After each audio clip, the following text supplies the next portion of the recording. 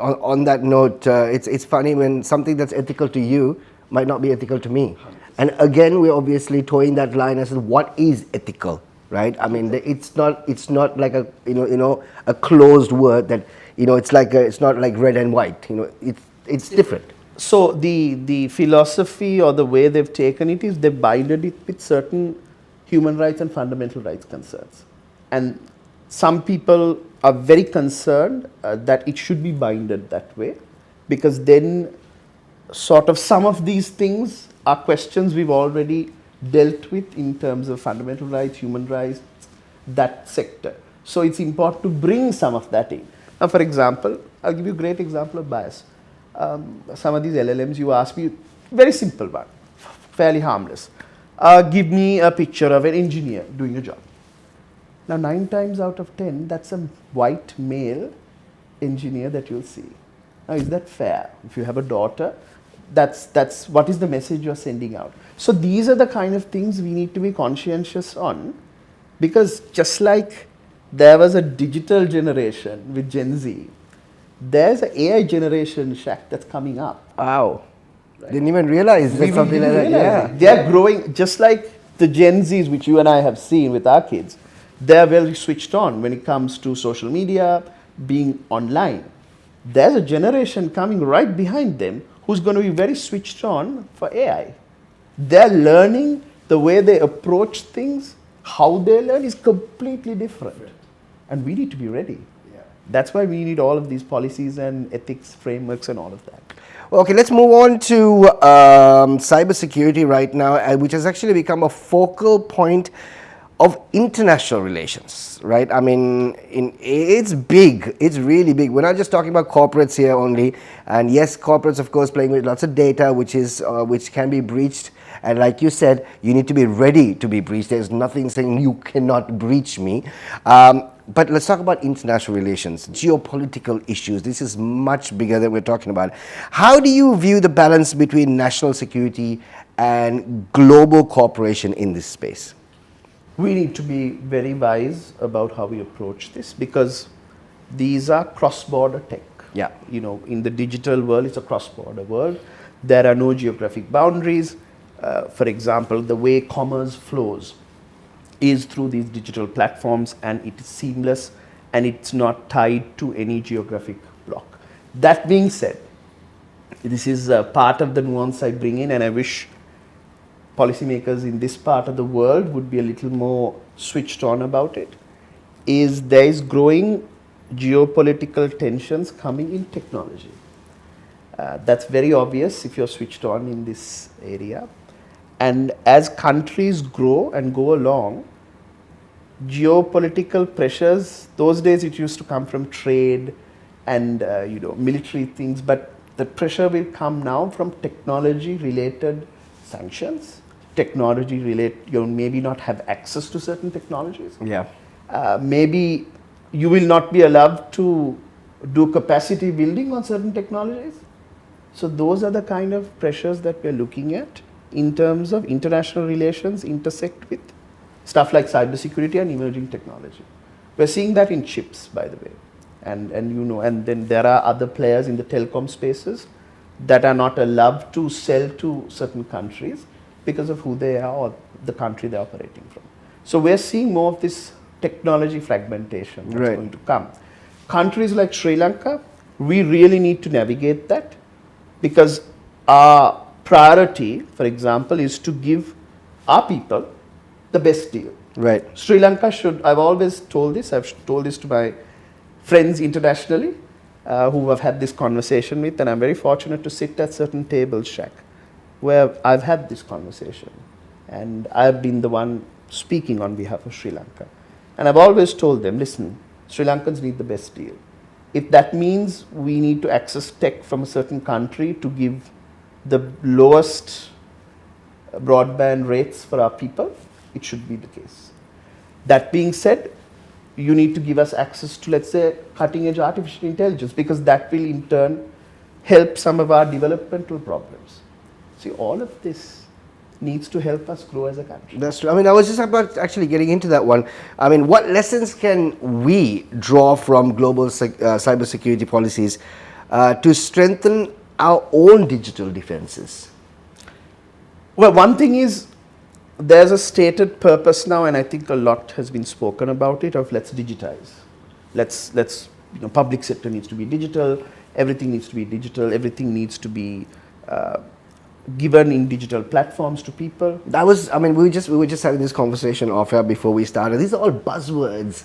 It's like, you're just throwing these words. We know we need a digitalized economy. We need digital infrastructure sorted out. All well and good. All well and good. All well and good. What is it? What do you mean by that? Exactly. Exactly. And listen, it's tempting because you don't need to look far now. If you look at India, India's done a lot in terms of how they've digitized the economy, they've digitized their state sector, they've digitized citizen services. And there's a lot of lessons there. My only thing is when you're doing those things, you need to have security at the top of your mind. Right. Because like you said, it becomes a national security issue, but also the robustness, the resilience of these will ensure that you can start then interconnecting with other regional databases, systems, and so on. So great example is the UPI. We are now connected to India's UPI. Of course, in the back end, that takes a lot of work to ensure that the security and the robustness and the resilience of that system needs to be maintained. Similarly, if you want other things, listen, we all like to, I see this conversation all the time. Oh, our passport is not great. We always take the Henley passport index. Why is that? Because we haven't adequately, one of the reasons is we haven't adequately digitized our immigration. Now to do that, you don't do that willy-nilly. Security has to be a cornerstone of that conversation. So this is why I said you need to do all this, like you said, buzzwords are good, nuanced understanding, deep appreciation of some of these things need to be considered when you're doing these things. That's my appeal to everyone. Cybersecurity is what we're obviously talking about with Asela. And Asela has been in this industry for over the last 15 years. He's, like he said, sitting on various boards, advising them on what to do and how to sort of restructure moving forward, and paying massive attention to cybersecurity and what you should do if and when you are breached. Now, of course, one thing we understood is the fact that nobody out there is safe because the bad guys are getting better and better, and the technology out there, the good technology out there, is obviously used by the bad guys much better, I suppose, than the good guys. And it's going to be a fight between the good and the bad as we continuously move along with the technological world that we're talking about. I mean, the way we work has obviously been transformed by technology. Every single step, every single thing that we do, from automation to virtual collaboration, you name it, everything, of course, is being transformed as far as digital and technology is concerned. In your opinion, what strategies, I mean, speaking from experience as, like we said, a cybersecurity crusader, in Sri Lanka, what strategies would organizations adopt to thrive in this digital first workplace? You have to rewrite the rule book.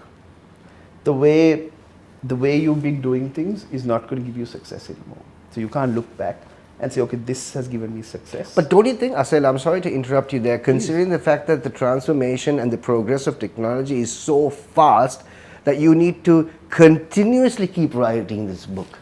And that's why the philosophy should be, Shaq, how fast can you learn, unlearn, and relearn things? Right. This year, the World Economic Forum, they have something called the Future of Work report. And I had the opportunity of discussing this with the person, one of the authors of that report. And she had a very interesting take. First of all, technology, people think technology takes jobs away, which is wrong. Technology is this one force which is a job creator and a job taker as well. So there's two sides to that coin. It creates jobs as well as takes certain jobs away. That's the beauty of it. Secondly, in that report, they've identified certain skill sets to make you ready for the next 10 years. And very interestingly, it has nothing to do with tech. Curiosity, out-of-the-box problem solving, emotional intelligence, empathy. These are things that they are saying, listen, you need to focus on with your workforce. Which is not driven by tech. That's nothing to do with tech. Right. I honestly, you don't need me for that. Right. But the point is, that's going to be the spirit of how you get ready for these things. Because today it could be artificial intelligence in its current form. But let's take it forward a bit. What would that look like? Because I challenge you. Listen, think of it. ChatGPT came out 18 months ago. Look how much it is transformed. And we're still at ChatGPT 4 point something something. What if 5? What if 6, 7, 8? Hold that thought. Then as that happens, robotics is getting better. Because robotics was in a bit of a lull after the early 2000s. And it's sort of, yes, it's good at doing a few things, but now with this artificial intelligence, you can actually make it very, very intelligent for generative tasks. And that's what people like Elon Musk are trying to do. Right. So then you have people who can do certain tasks better than you, a machine.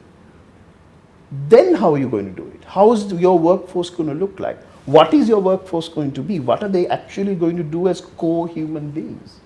There are factories now in certain apparel factories in China, thousands and thousands of square feet, and they're only manned by 2 people. Right. So this is the kind of conversations you need to have. Banking. Why would anyone want to come to a bank anymore? Everything can be done online, everything can be done on your phone. What's the reason for, you've invested in all this real estate, why do they need to come to a bank? That conversation needs to happen. So bank has to be a more strategic advisor to you, to your finances. Financial advisor in terms of future planning, in terms of your earnings and something like that, to relationship. So that's how you need to look at certain things. And that's why I said it needs to be anchored in some of those things I mentioned about creativity, out of the box thinking, completely refocusing what you're doing, pivoting sometimes. And this is where legacy organizations are going to be challenged, right? Honestly. Yeah, I mean, I've come to think of it because they have been sitting in a very comfortable situation for the last several years because they have not decades, perhaps. Exactly, decades. And we strongly believe, I think there's also a lot of discussion over this, that these legacy organizations took their first step towards digital transformation thanks to COVID. If not, they wouldn't have even actually, been there where they are right now. And that's because there was a huge change. They had no choice. Exactly. Because there was a fundamental shift in how people transacted with organizations. Right. And that's the only way that forced them to change. And I know a lot of companies, probably as well, who went along that line. Not very happy about it either. Not very happy. All right, so let's move on. I mean, we're into the final few minutes as far as the conversation is concerned. It's absolutely fascinating to note the world of cybersecurity out there. It's as scary as it can be. At the same time, it is also a roof over your head. And to ensure the fact that the roof is strong enough is what we're really looking at. Like you said, we had the Gen Zs, which we are experiencing on a daily basis. You've got the current generations, which of course are the alphas. Now the alphas are the ones who are really growing up with AI technology. So much so they obviously turn to AI for any little thing at the moment, right? If you thought that we were obviously moving into ChatGPT and asking questions from ChatGPT, the alphas are doing it 10 times more than you are doing it right now. Now there are individuals out there who are watching this show. They could be Gen Zs, they possibly could be alphas, or they could even be boomers like us at the end of the day, right? But what is the advice that you would like to give young tech enthusiasts aspiring to work in the cybersecurity or AI governance? What advice would you like to give them? Be curious. Honestly, if this becomes an academic exercise, trust me, you will not enjoy it. I'll tell you right now. But if you're curious about it, and that's how I started. Right. And I tell some of my students this, when I started, there was no degree in cybersecurity. There are people who have degrees in cybersecurity now. But we just learnt this, and we learnt it with experience, being practitioners in the industry, having that in the trenches experience. And that really changes how you look at things. So one thing is it should be driven by passion and curiosity. And there are so many ways now. Not like those days where you can pick up a book. You can ask AI to teach this to you. Right. You can say, okay, assume that you're a cybersecurity expert, give me a pop quiz. And you can just keep challenging yourselves. So my advice to you guys is there are so many non-traditional ways, so many influencers out there, so many great YouTube channels out there who can actually teach you more than a book ever can, or a formal education can ever do. Is that what motivated you to be in this industry for such a long time? It's not a really... It's a young man's game, I'm telling you, I mean, also it's not like exciting, but the thought of trying to navigate cybersecurity and come up with firewalls, thinking this could happen, that could be something that really excites. Possibly, yes. I mean, it takes a certain kind of individual, I won't lie, to do this day in, day out. Yeah. But again, if you're really curious about it, if you're excited about this kind of thing, it's incredibly rewarding. And one thing, Shaq, that kept me going is, I've seen so many people that, apparently I've inspired, and they come up to me and say, I'm in cybersecurity because of you. Gives me a tremendous amount of self-satisfaction. And these are kids we've helped, show the way, just give them a piece of advice. And today they're in the industry. And they come up to you and say, I'm in cybersecurity because of you. Tremendous.